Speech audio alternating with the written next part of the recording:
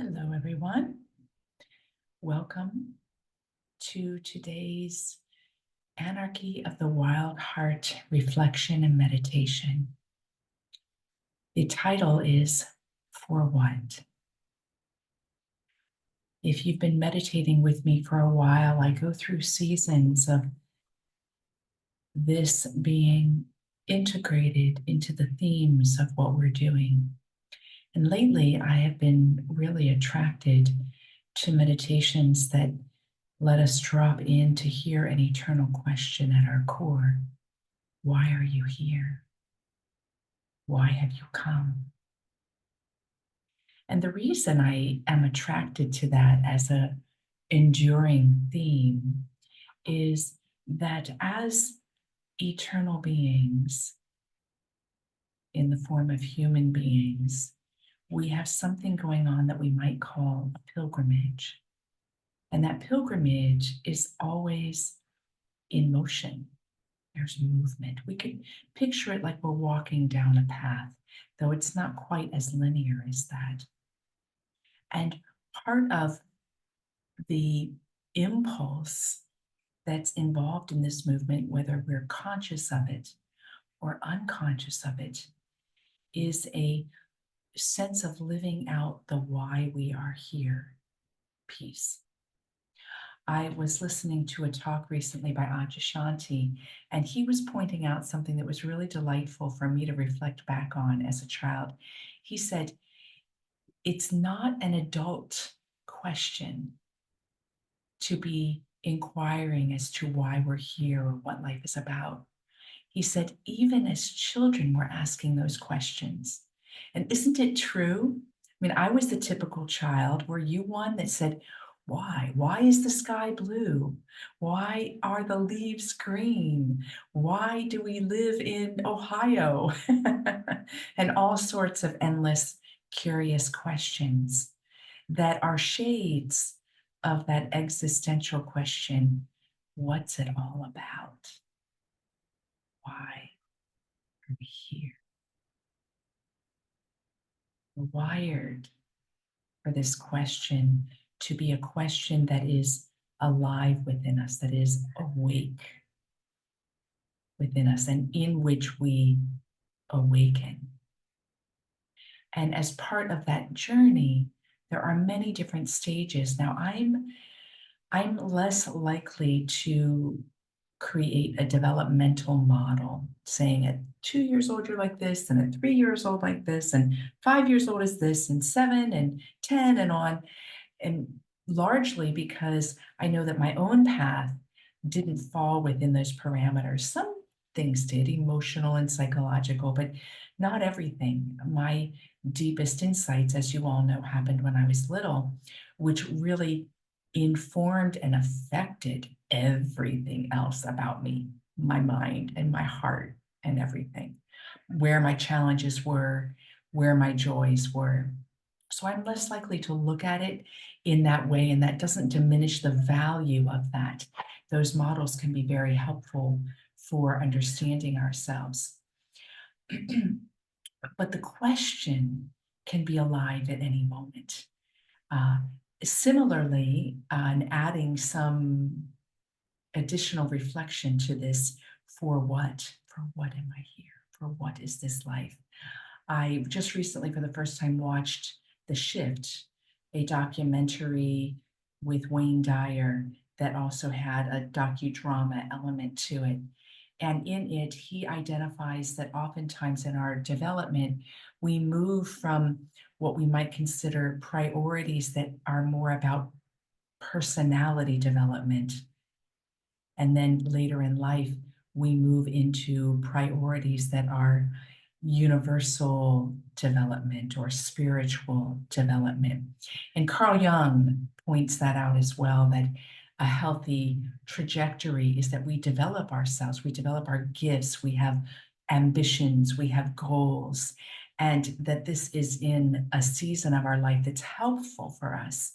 And ultimately that all gets destroyed, but the mechanism of that kind of commitment and devotion to that self-worth can add an availability for the spiritual emergence, which destroys all that, but yet gives us the spaciousness to be able to say, it's not that, it's not that, it's not that.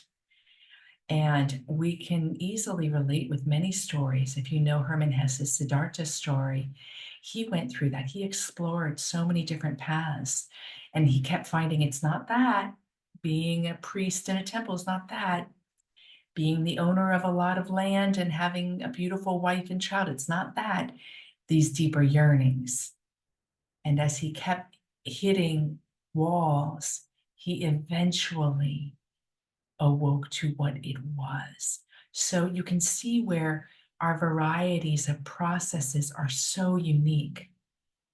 And it doesn't belittle if we had an ambition to be a millionaire, or we had an ambition to be a terrific parent, or we had an ambition to accomplish the goals of a certain career or a nonprofit mission, that all of these things are part of our process because we're being true to ourselves. So we don't want to turn it into this dualism. It's that's bad and something else is good.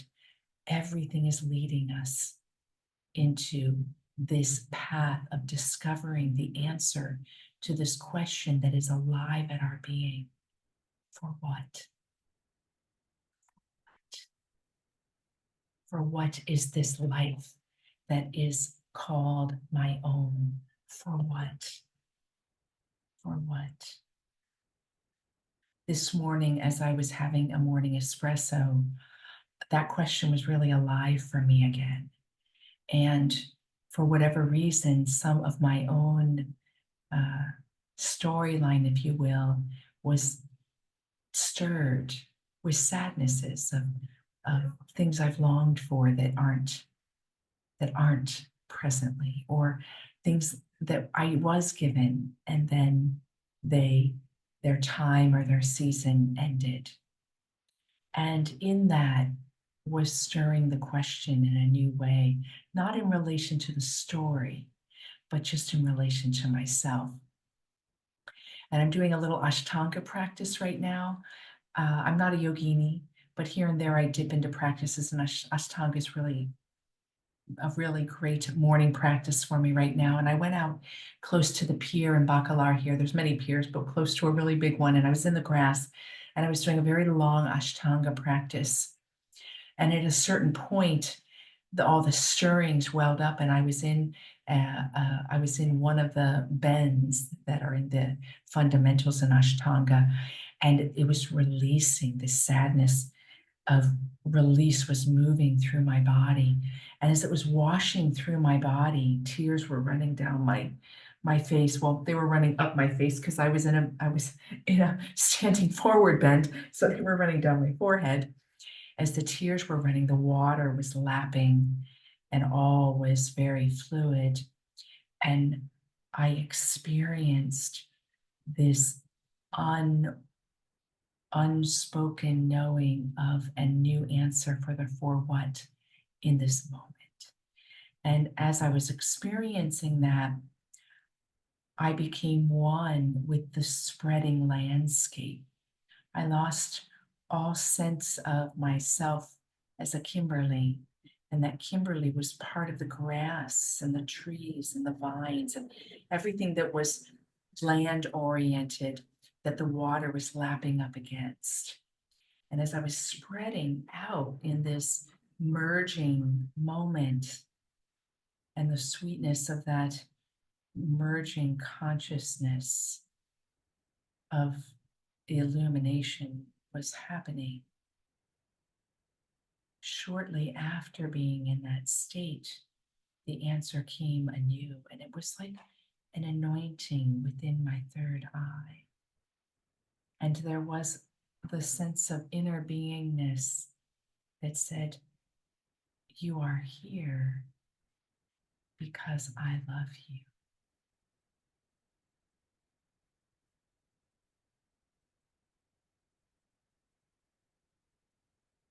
You are here because I love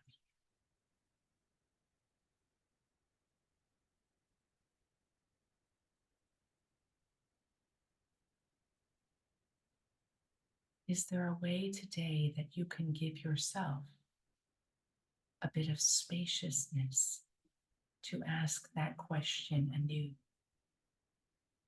And know that you don't have to have this answer as a solid thing that never changes, but rather the answer in this moment can be a blossoming that came up Thursday night in our gathering, and that word is still really lovely today, as a blossoming into the new iteration of that answer.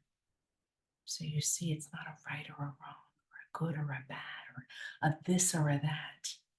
There's nowhere to get.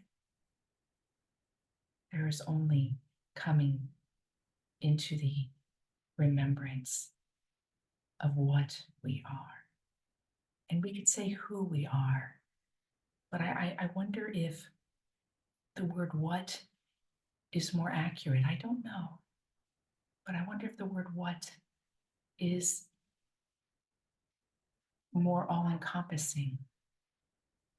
You know, when Thomas Aquinas wrote his Summa Theologica, which is considered a masterpiece, you probably either heard this story or heard me tell this story.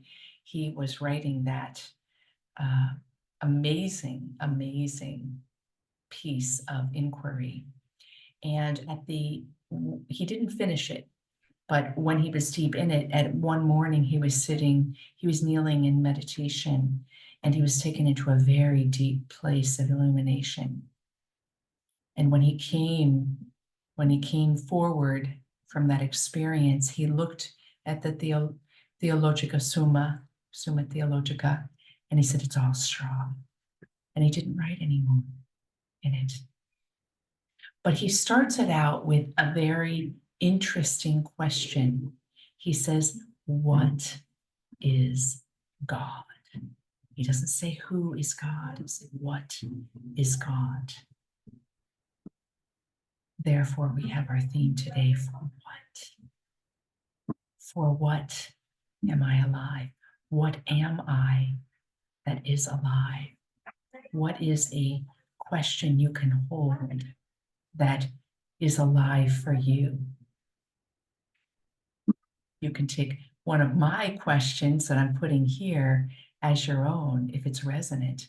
But if it's not resonant, if you're just applying it like a mental exercise, what is a form of a question that actually is more resonant for you? What am I? For what do I live? What is this life? What? So our exercise today is quite simply, and this is why I'm standing, is a standing breath. And what I'm going to invite you to do is, if your nose isn't stuffed, breathe through your nose, and you're going to pull the inhale from down in the diaphragm, and you're going to pull it up to the third eye, and then you're going to exhale back to the diaphragm. So it's almost like if you do a certain yoga that has Ujjayi breath, you rattle the breath in the back of the throat.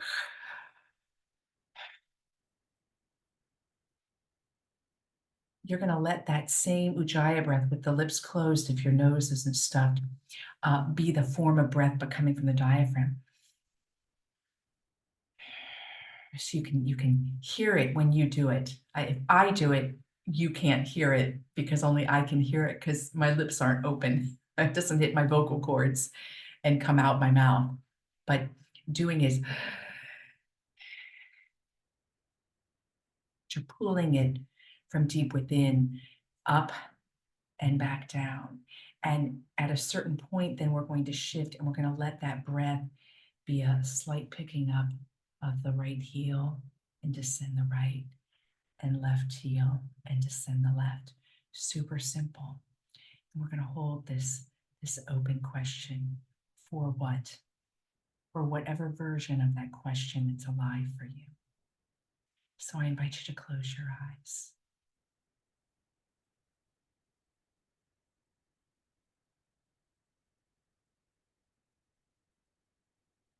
And after your next exhale, again, using the nose if you can, and if not, just use the mouth.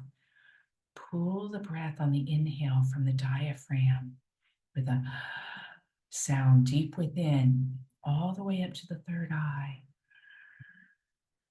You'll feel the sound in the back of the throat, all the way to the third eye, and then exhaling, keeping the lips closed if your nose isn't stuffed, and exhale down from the third eye back to the diaphragm.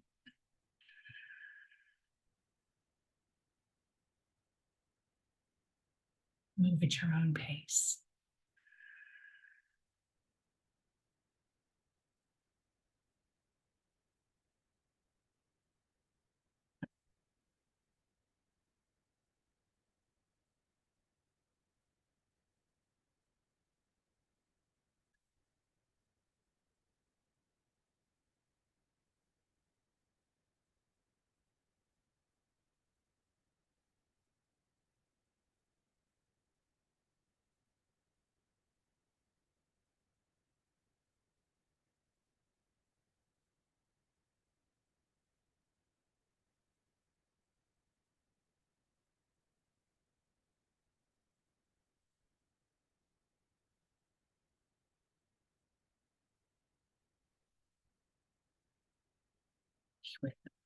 Stay with the breath. If a distraction moves you away from attention, just gently come back and stay with the breath and let the sounding and the movement pull you in, captivate you.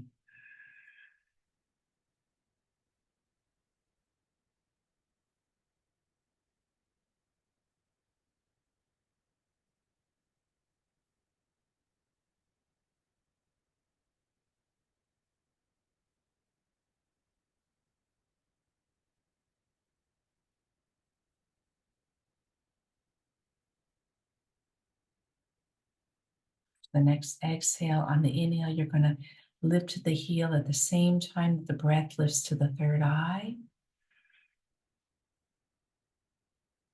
And exhale the right heel to the ground, descending third eye back to the diaphragm. Inhale lifts the left heel up, third eye. Exhale back down to the ground. Inhale. Exhale.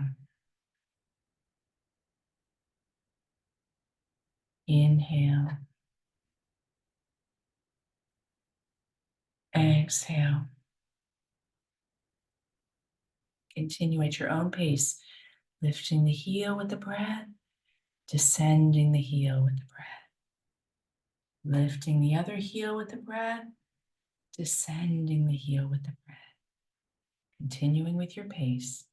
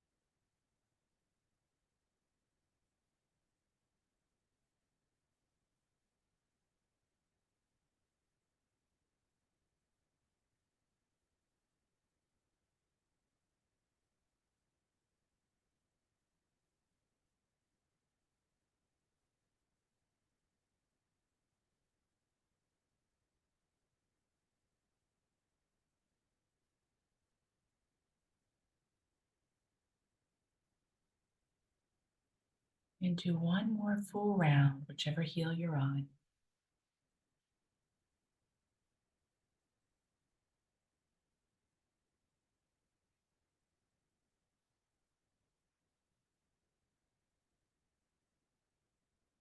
Continue with the breath. Do two more full breaths.